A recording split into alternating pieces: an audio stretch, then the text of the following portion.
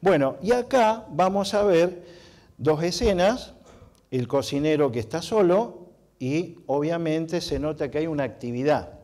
En ese lugar, se supone por los globos que es un cumpleaños, creo que allí ustedes notan que habría mayor peligro con el alimento. ¿Por qué?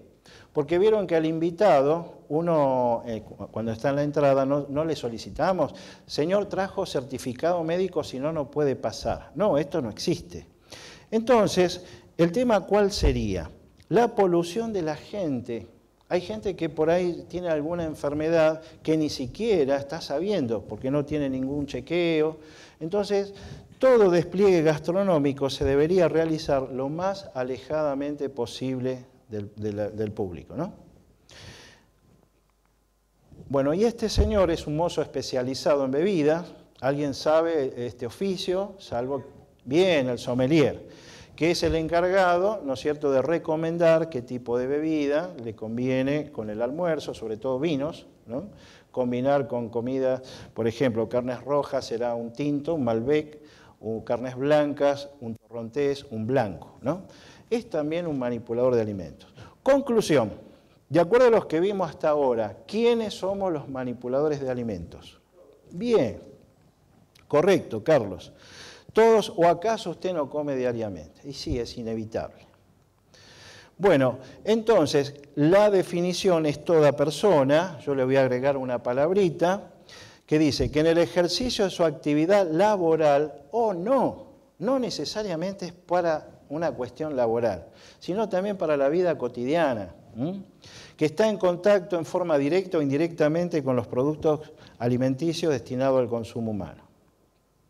Por el origen tenemos alimentos de origen vegetal, frutas y verduras, alimentos de origen animal, carnes, derivados, lácteos, huevos y alimentos mineral, sales y aditivos.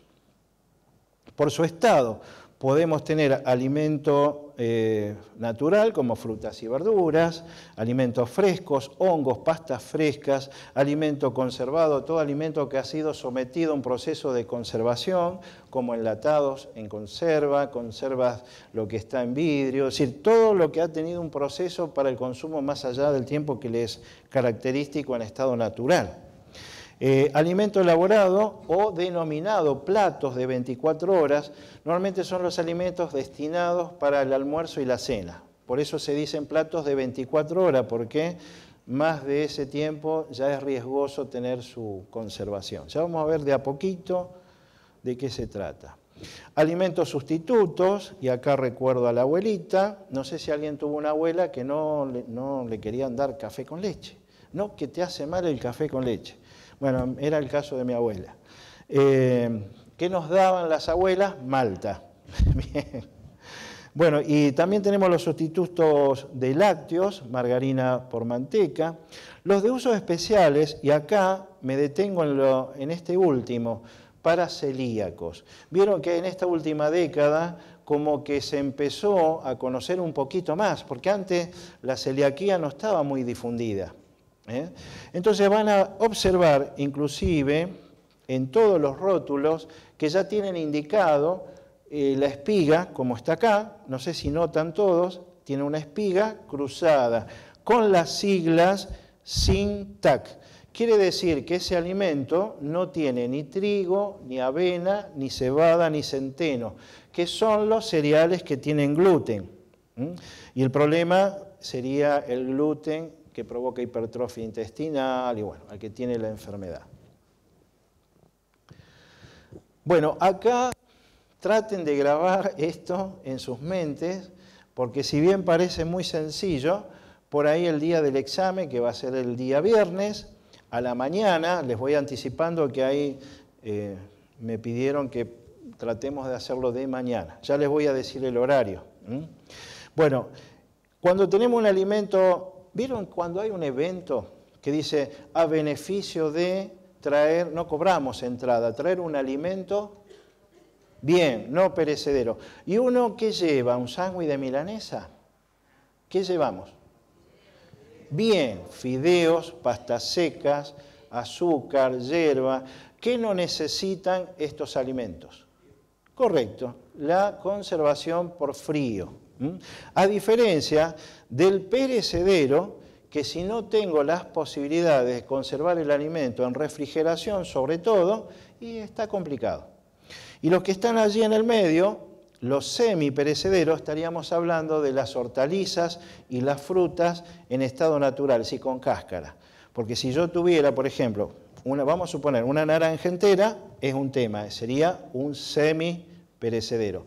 Y tengo una naranja exprimida, ese vaso de jugo exprimido sería un alimento perecedero. Es hasta que se familiaricen un poco con los términos, pero si lo razonamos, es sencillo. No perece, no muere, larga vida. Recuerden. Bueno, el alimento puede ser genuino normal, cuando está cumplimentando todo lo que está especificado en el Código Alimentario.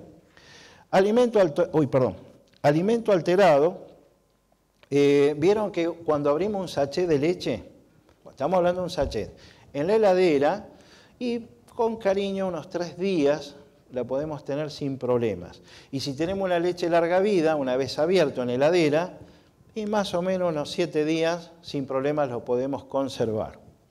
Alimento adulterado, por ejemplo, se han encontrado, esto no es nada grato, se han encontrado en provincia de Buenos Aires, pimentón con polvo de ladrillo. Uy, ¿qué pasó? Bueno, hay lugares donde parece que es más fácil hacer estos fraudes que producir pimientos. Igualmente que se han encontrado pastas rotuladas que decían con espinaca. Lo que menos contenían era espinaca, colorantes artificiales. Bueno, estas cuestiones son penalizadas si se detectan. Que afortunadamente acá, en Tierra del Fuego, por lo menos no tenemos datos de esto, sino de más vale de Buenos Aires, de las grandes ciudades.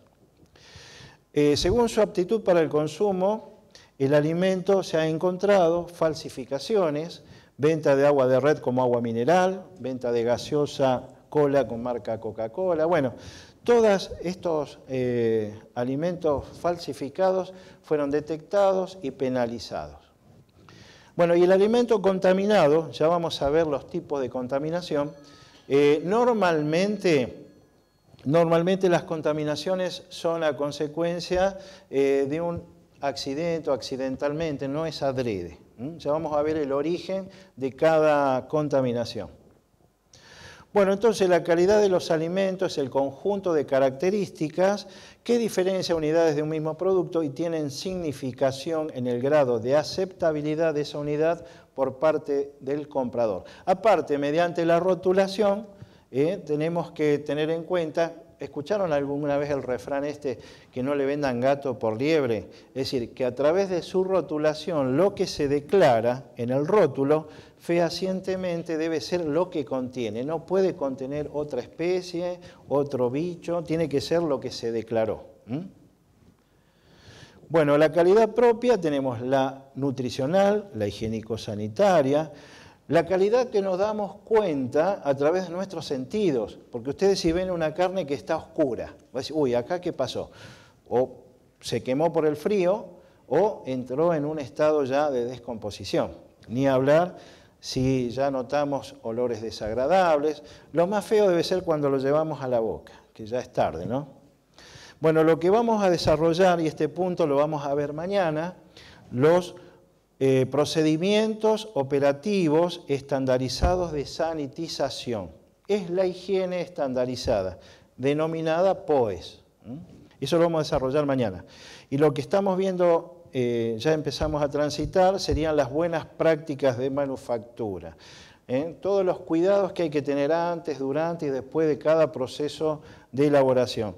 Las BPA, simplemente la mencionamos, son las buenas prácticas agrícolas, es como este señor que estaba regando, bueno, y todos los cuidados que hay que tener en el campo, como no es nuestro medio, por eso no lo vamos a dejar, simplemente lo vamos a mencionar. Los HACCP, ¿se acuerdan cuando el hombre fue a la Luna, al espacio? Se inventó este método, porque vieron los astronautas que tienen un traje especial, y ¿no? Imagínense allí estos hombres con diarrea, vómito. Entonces, se inventó este sistema donde se garantiza que el alimento que lleven al espacio no le va a producir ningún daño. Entonces dijeron, y esto está muy bueno, lo vamos a aplicar en las grandes industrias. Es decir, que las grandes industrias alimenticias que no cumplen con HACCP, normas internacionales, no podrían comercializar sus productos. Es decir, que están garantizados.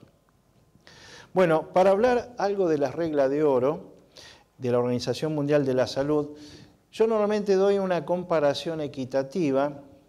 Es como decir, hablar de los 10 mandamientos a nivel alimenticio. Son reglas que se hicieron casualmente para proteger la salud de la gente. Una de las reglas dice, elegir alimentos tratados con fines higiénicos. Es que uno debe cerciorarse dónde compró el alimento, qué procedencia, si está garantizado, si está chequeado, que ese alimento no va a producir ningún daño. Más o menos a eso se refiere esa regla. Después tenemos cocinar bien los alimentos a más de 70 grados. Ya vamos a ver enseguida por qué esa temperatura que me dice la Organización Mundial de la Salud. Consumir inmediatamente los alimentos. Me está diciendo la Organización Mundial de la Salud que cuanto más antes consumo un alimento elaborado, menos posibilidades voy a tener de enfermarme. ¿Se entiende? Porque después ustedes el día viernes tienen que ver y detectar y acordarse de las reglas de oro, porque normalmente en los exámenes yo pongo algunas trampitas. ¿Para qué? Para que uno piense. Porque por ahí yo le puedo poner, los alimentos no perecederos deben estar refrigerados entre 0 y 5 grados. Y vimos recién que los no perecederos no necesitaban frío. Entonces por eso le estoy dando unas pistas para que vayamos teniendo en cuenta.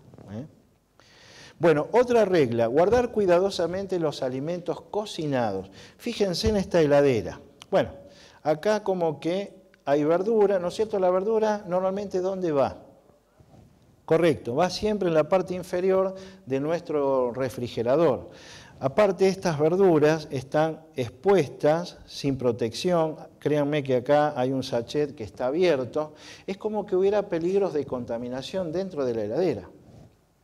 A diferencia de este freezer, van a observar que está todo rotulado, debidamente etiquetado, con las indicaciones correspondientes. Acá lo único por ahí cuestionable sería el tema del hielo. Por eso van a ver que hoy vienen los equipos de frío con un compartimento especial que ustedes dan vuelta y sacan el hielo, algunos son automáticos, pero es para proteger casualmente el hielo, que no se contamine. Bueno, acá me dice esta regla que hay que recalentar bien los alimentos cocinados. ¿Y cuántas veces, incluso me hago mea culpa, vieron que a veces uno cuando sale y viene con apetito y estamos buscando y vamos a abrir la heladera en los buenos casos, o si no también nunca escucharon, ay nene, te dejé ahí en la ollita el guiso de lenteja, en la ollita, pero no en la heladera, sobre la cocina. O te dejé los canelones ahí en el horno, está bien, apagado, pero no en la heladera. Pero esto lo vemos a cotidiano. ¿Y qué ocurre? Y claro, uno cuando entra a consumir eso sin llegar a recalentarlo, y después, uy, me cayó mal, y siento molestia, o no le ha pasado. Porque el tema y la idea de recalentar el alimento, ¿para qué? ¿Es por el sabor? Por si hubo algún desarrollo de bacterias, al recalentarlos me encargo de que ese desarrollo sea eliminado. ¿Se entiende? Por eso no hay que olvidarse de mantener el alimento preservado en la heladera y igualmente hay que recalentarlo, ¿no es cierto? Por si quedó alguna bacteria viva. Evitar el contacto entre alimentos crudos y cocidos, ya vamos a ver enseguida qué bacterias encontramos en las carnes sobre todo. Lavarse las manos con frecuencia, a menudo, es uno de los secretos, lavarse las manos, porque pasa por ahí, porque vieron que nosotros al estar tocando, y si tocamos un alimento crudo, lo podemos contaminar al que está terminado o el que está cocido, y ahí hacemos lío. Mantener escrupulosamente limpias las superficies de la cocina, y acá cuando hablamos de superficies, es todo, mesadas, tablas, Esta pared que está detrás de los artefactos de cocción se denomina friso sanitario. Los desagües, el piso, lo más parecido a un quirófano, y así todo no elimino por completo las bacterias. Otra de las reglas, mantener los alimentos fuera del alcance de insectos, roedores y otros. ¿Y esos otros quiénes son normalmente? Nuestras mascotas. Bueno, no es que se van a llegar a la casa, vos y te tenés que ir, no. Claro, vieron si tienen un gatito y ustedes están elaborando milanesas y el gatito ahí en la mesa, ¿no? Vieron que ellos hacen sus necesidades y el animalito no se va a lavar las manos. Vieron que nosotros los seres humanos estamos llenos de bacterias por dentro y por fuera y el animalito no. Bueno, entonces la idea es tener en cuenta cuando estamos elaborando el alimento, sobre todo cuando son productos cárnicos, el animalito en otra habitación, o cuando estamos almorzando o cenando, vieron que ellos tratan de compartir, ¿no? A ver si me convidan algo. Bueno, estadística que me dan del hospital todos los días, gente enferma por sus mascotas. Una señora hizo mea culpa, sí, yo le doy besitos a mi perrito. El tema no es dejar de querer, sino tener precaución por esto de las bacterias. Una señora se ofendió una vez en una clase y dice, yo desparasito a mi perro. Sí, señora, pero no los desbacteriza. Los parásitos un tema, las bacterias son otro. Bueno, ¿qué hay que hacer también? Utilizar agua segura, mínimamente el agua potabilizada, como para elaborar el alimento, como para realizar la higiene del sector. Algo más que vino a reforzar sería las 5 claves, que es más de lo mismo. Utilizar agua y alimentos seguros, mantener la limpieza de las manos y darle con las manos. Bueno, vieron que esto es así. Hay que insistir porque uno de los principales son nuestras manos de vectores de transmisión alimentaria.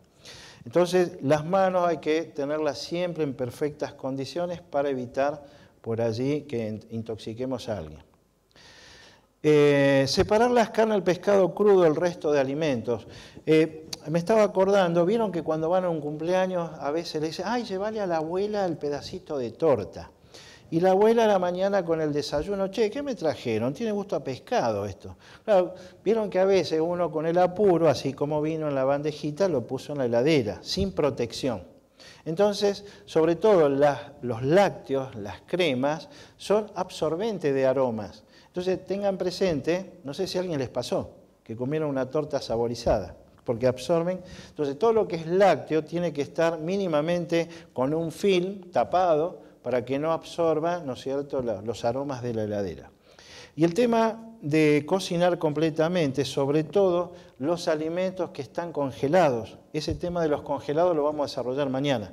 Pero vieron que a veces uno pone un pollo entero a hervir y lo que se va a cocinar por fuera, por dentro me queda. Entonces el peligro son las bacterias, que ya vamos a ver cuáles serían. Y otra de las claves, mantener los alimentos a temperaturas seguras, ya sea bien frío o calientes. Bueno, vamos a ver qué es un alimento conservado, método de conservación por calor, por frío, precauciones en la manipulación y aditivos. Alguien que me diga muy sencillamente para qué conservamos los alimentos. Por ahí viene, para que dure más. Porque el Código Alimentario dice que es todo aquel que por procesos tecnológicos apropiados se mantienen las debidas condiciones higiénico-sanitarias de aceptabilidad para el consumo más allá del tiempo que le es característico en estado natural, para que dure más. Bueno, a partir de hoy, hecho histórico con este video, porque vamos a estar en la web, que les quede claro que el sistema de conservación más seguro es el sistema de conservación por calor. Porque el calor, a partir de los 65 grados, las bacterias patógenas en su mayoría mueren. Acuérdense. A diferencia del frío, fíjense en que tenemos una temperatura de 5 grados. Acá no se confundan, no es 5 grados bajo cero. es menos de 5 grados sobre cero. Ya a partir de 5 grados sobre cero para abajo, las bacterias se mantienen en un estado denominado latencia. Quiere decir que están vivas pero quietas por acción del frío. Por eso les decía que el método más seguro de conservación es por calor. Dentro de los sistemas de conservación más conocidos, pasteurizados, ¿cuáles conocen ustedes? Leche en sachet, yogur, la mayonesa, bueno, podemos nombrar un montón. ¿Y qué es pasteurizar? Pasteurizar es someter al alimento a una temperatura de 65 grados por un tiempo de 30 minutos, más o menos. Después tenemos la esterilización. La esterilización en los alimentos, debemos garantizar una temperatura de 120 grados, ya vamos a ver por qué. Todos los que se practican normalmente a las conservas, que están en frasco, que están en lata, acuérdense que la esterilización se debe garantizar 120 grados. ¿Y alguien ha visto el sistema este de conservación por calor UAT? ¿En qué alimento de uso cotidiano lo tenemos? Bien, en la leche larga vida. Es el sistema de conservación de ultra alta temperatura. 138 grados en una cosa así, rapidísima. Claro, 138 grados no quedó nada. Bueno, otros procesos de conservación tenemos la desecación, deshidratación, liofilización, que en todos los casos es que al alimento se le quitó la parte líquida. Las bacterias al no tener movilidad en cuanto a un medio acuoso, porque no se alimentan como nosotros por boca, ellos es como si se alimentarían por la piel. Tiene que haber una actividad líquida para poder alimentarse, si no, por eso es que el alimento seco no revista peligros. Después tenemos radiaciones ionizantes y un sistema muy antiguo, el sistema del ahumado. Vieron que acá tenemos un ahumadero que está oficializado y no es sencillo poder determinar fácilmente el manejo de los tóxicos residuales. Es decir, que el ahumado deja tóxicos. Entonces hay que chequearlo mediante el laboratorio que no se sobrepase el límite de tolerancia de ese tóxico. El ahumadero que estuvo acá le ha costado un poco hasta que llegó a tener menos de los valores tóxicos indicados. El tema de las personas, el tóxico cualquiera que fuese, si uno tiene una exposición por un determinado tiempo, un tiempo prolongado, el final no es bueno. Trato de evitar de no hablar del cigarrillo, porque yo, exfumador, me decían no fumes, y a mí no me gustaba. Entonces, uno tiene que, ya que es grande, tratar de analizar esto, qué me conviene para mi salud o no. Yo normalmente doy el ejemplo, ¿vieron las baterías de los autos? Antiguamente se fabricaban por los seres humanos y las estadísticas daban que esta gente fallecía a un promedio muy joven, fallecían a los 50 años más o menos. ¿Por qué? Por cáncer, problemas oncológicos, por la contaminación del plomo, porque vieron que las baterías tienen plomo, tienen placas de plomo. Entonces, al estar expuesto todos los días al plomo, y contraían esta enfermedad. Entonces, lo que voy como ejemplo de que si uno se expone a un tóxico, cualquiera que sea, todos los días, el final no es bueno. Bueno, otros procesos de conservación, tomen nota, la refrigeración. Cuando hablamos de refrigeración, estamos hablando a una temperatura entre 0 y 5 grados, que es la temperatura que debería tener el compartimento principal de las heladeras. Después tenemos la temperatura de congelación y en los alimentos, ¿qué debemos garantizar? Una temperatura de menos 18 grados. Ahora los freezer, vieron que ya los equipos ya no están más esas heladeritas antiguas, por ahí hay una que otra, que formaban esos bodoques de hielo. Ahí no se llegaba nunca a esa temperatura. Entonces los freezer están calibrados como para que den una temperatura de menos 18 grados bajo cero. Por eso van a ver que los alimentos están rotulados, inclusive, dicen, si ustedes lo conservan a menos 18 grados, le va a durar tanto tiempo. Depende del producto. Bueno, y el supercongelado son temperaturas más bajas aún, sobre todo alimentos que tienen técnicamente, son riesgosos su conservación, porque tendríamos que hablar de un pH, pero por ahí está para no confundirlos, son alimentos muy delicados que deben ser preservados por más tiempo. Normalmente el pescado, el pollo, vienen productos súper congelados. ¿Vieron los barcos que suelen venir acá a nuestro puerto? Estos barcos son barcos factoría. Recolectan los peces, los procesan a bordo, los filetean, los pasan por unos túneles de frío y le dan una temperatura de 30, 40, hasta 50 grados bajo cero. Luego son empaquetados y van a las cámaras cuando llega a Ushuaia, las cámaras normalmente de las empresas estas que vieron pasando las fábricas. Y ahí están a 40 grados bajo cero hasta que llegue su momento de comercializarlos. Bueno, ¿qué otra cosa? ¿Vieron que el escabechado, cuál es el ingrediente principal de un escabechado? No, el vinagre. No sé, alguien dijo por allá. Ah, bien. El vinagre.